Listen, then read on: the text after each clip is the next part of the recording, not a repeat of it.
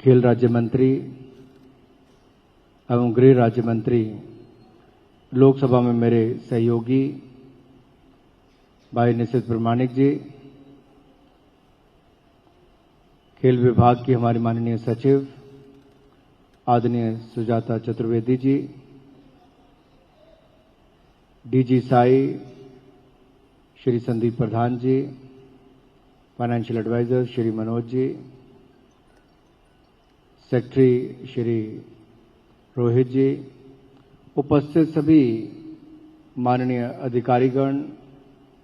खिलाड़ी, कोचेस, सभा में उपस्थित प्रिय भाई और बहनों और मीडिया से आए हुए मेरे प्रिय मित्रों, मैं सबसे पहले तो आज इस मंच पर जिन प्रतिभाओं को उनकी उपलब्धियों के लिए सम्मानित किया जाएगा, आप सभी कोचेज और प्लेयर्स को बहुत बहुत बधाई और बहुत बहुत शुभकामनाएं देता हूं। मुझे किसी अधिकारी ने कहा आते आते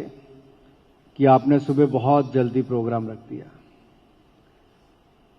तो मैंने दूसरी तरफ कहा ये आपके लिए जल्दी होगा, लेकिन खिलाड़ी और कोचेज से पूछिए, इनका दिन तो सुबह 5 बजे शुरू हो जाता है। ये आपकी ही मेहनत, आपकी ही लगन, आपके ही प्रयास और आपकी ही उपलब्धियां हैं जिसके कारण आज आप यहां पर हैं। लेकिन मैं इतना ही कहूंगा कि कितनों को रास्ते पर लाना है तुम्हें, कितनों की तकदीर बदलनी है तुम्हें, अपने हाथों की लकीरों को मत देखना, इन लकीरों से भी आगे जाना है तुम्हें।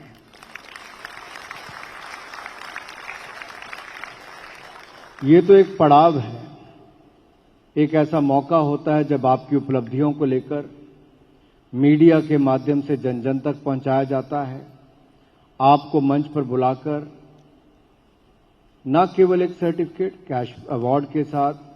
पीठ थपथपाने का काम होता है, मनोबल बढ़ाने का, उत्साह वर्धन करने का काम, ताकि आप यहां रुके नहीं, यहां से आगे और आगे जाना है। आपके ही माध्यम से जो हमारे यहां पर 82 कोचेस जिनको सम्मानित किया जा रहा है, जिनके माध्यम से ऐसे कोचिंग स्टाफ जिसने अपने प्रयासों से बहुत सारे खिलाड़ियों को आगे बढ़ाने का काम किया, मैं सभी कोचेस को बहुत बहुत बधाई और बहुत बहुत शुभकामनाएं अलग से भी देना चाहता हूं। 256 कुल मिलाकर खिलाड़ी और कोचेस को आज सम्मानित किया जा रहा है। जिस दिन मेरे सामने ये फाइल आई, निर्णय करना था, मैंने संदीप जी को कहा कि नया नया मंत्री आया, आपको भी लगता है कोई फाइल दिखा के फटाफट निर्णय करवा लो ताकि किसी को अवार्ड देना है, ये करना है, वो करना है, ऐसा तो कुछ नहीं है। बट जब मैंने फाइल में डिटेल से देखा तो आपका तो 4 वर्षों से अधिकार रुके पड़े थे, वो भी अधिकार आपको देने का काम हमने किया है ताकि आपको सम्मानित भी यहां पर किया जाए और आपको आगे बढ़ने का अवसर भी दिया जाए।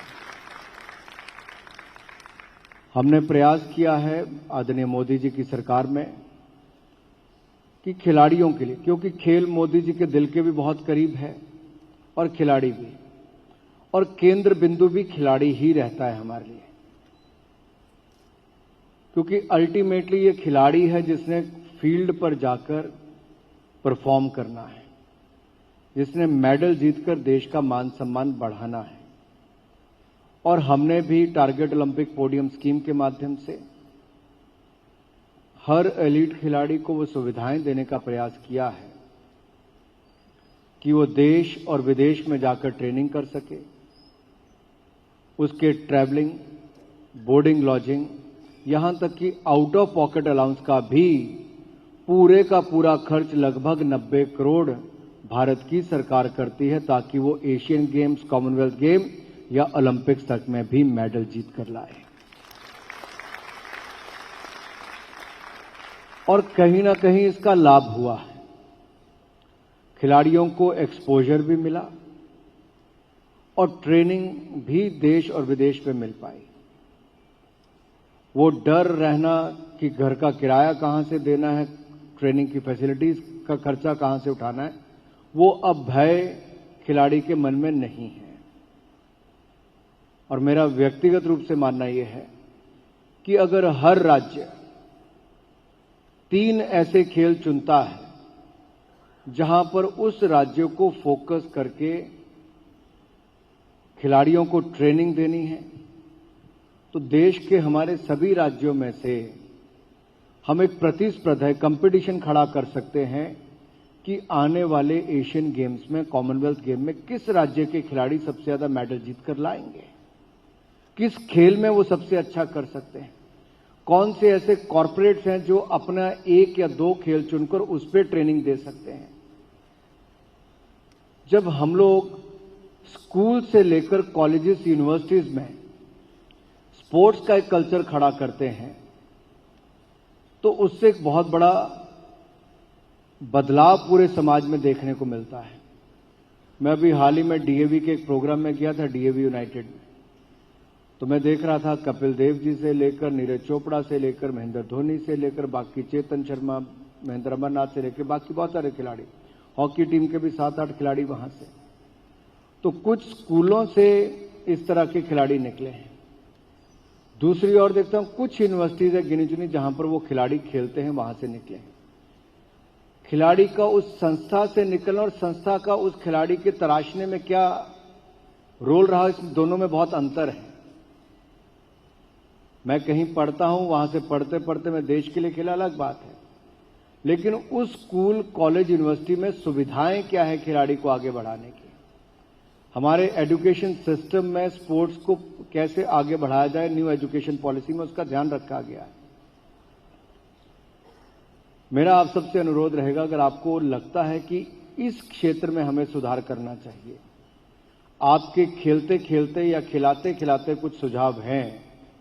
कि जो हमें बदलाव करने चाहिए, तो आप लिखित रूप में उसको भेज सकते हैं, या कभी आपके पास समय मिले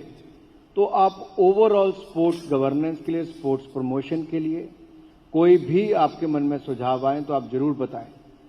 क्योंकि नेशनल स्पोर्ट्स फेडरेशन और स्टेट ओलंपिक एसोसिएशन और स्टेट एसोसिएशंस को एक रोल अदा करना है खिलाड़ियों के चयन के लिए।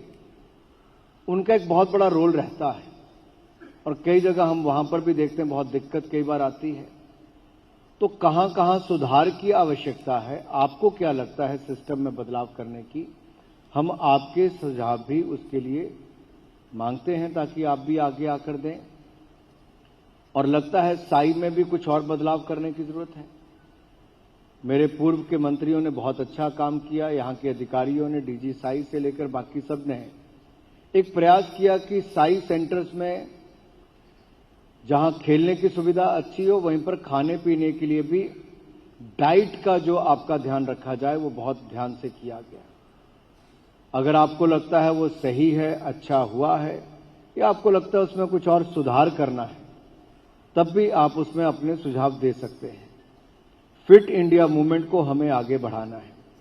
फिट इंडिया मोबाइल ऐप को डाउनलोड करके ज्यादा से ज्यादा लोग उसको पहने। फिटनेस का डोज आधा घंटा रोज, ये केवल मात्र एक स्लोगन नहीं है, ये 21वीं शताब्दी के भारत को, यहां के युवाओं को मजबूत, सशक्त और स्वस्थ रखने का एक तरीका है। और मैं इसलिए कह रहा हूं कि आप तो खिलाड़ी रहते हो, फिट रहते हैं, लेकिन आपके आसपास वाले लोगों को देखेंगे तो लाइफस्टाइल के कारण बहुत सारी बीमारियां हैं। खाने पीने का तरीका, खेलना नहीं, कोई व्यायाम नहीं करना, उसके कारण भी बहुत सारी परेशानियां देश भर में होती हैं। खिलाड़ी अपने आप में एक इंस्पिरेशन होता है पूरे समाज के लिए, केवल ओलंपियन नहीं, जो स्कूल में भी कुछ अवार्ड जीतकर अपने स्कूल में वापस आता है, तो प्रेयर मीटिंग में जब स्कूल के प्रिंसिपल या वहां के कोई सीनियर टीचर जब उसकी इंट्रोडक्शन कराते हैं कि हमारे स्कूल का विद्यार्थी आज नेशनल गेम्स में ये मेडल जीतकर आया है, तो आपको शायद वो कल्पना हो ना हो, जितने नीचे वो 500 से लेकर 1000 विद्यार्थी होते हैं, उनको लगता है कि हां, इसने जीवन में कुछ उपलब्धि की है। जब तक बाकी केवल कॉपी किताब लेकर पढ़ने तक ही सीमित होते हैं, आप अपने जीवन में बहुत कुछ हासिल कर चुके होते हैं। आपका एक्सपीरियंस, आपका एक्सपोजर आपको उनसे एक अलग दिशा में लाकर खड़ा करता है। इसलिए आप देश भर, दुनिया भर में कहीं जाएं तो अपने अनुभव भी उनसे शेयर करें। स्कूल को, कॉलेज को और क्या सुविधा करनी है वो भी हम भी प्रयास करेंगे, स्कूल्स उसमें पार्टिसिपेट करें। और मुझे पूर्ण विश्वास है आप सब लोग भी यहां से रुकेंगे नहीं और आगे बढ़कर अपनी भी उपलब्धियां और अपने साथ लगते खिलाड़ियों के लिए भी वो सब करने का प्रयास करेंगे जो भारत को करना चाहिए। आप सब ने अपने जीवन में अब तक ये सफलता हासिल की है, भविष्य में भी आप बहुत सफल हों, इसके लिए आपको बहुत सारी शुभकामनाएं, ढेरों शुभकामनाएं। जय हिंद, जय भारत।